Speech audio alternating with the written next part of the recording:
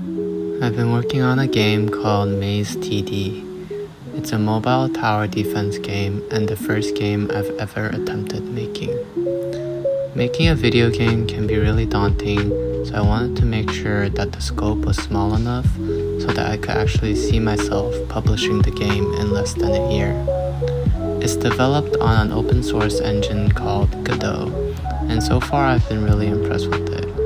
I'm amazed that it's free and available for anyone to just pick up. They're also available on multiple platforms, which was helpful for me since I develop on both my Windows desktop and my MacBook. I've also been using Claude to develop the game, and honestly, it's a game changer.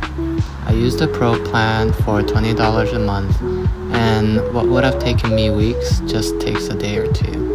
If you're interested in my game, follow me to get updates on the development and the release date.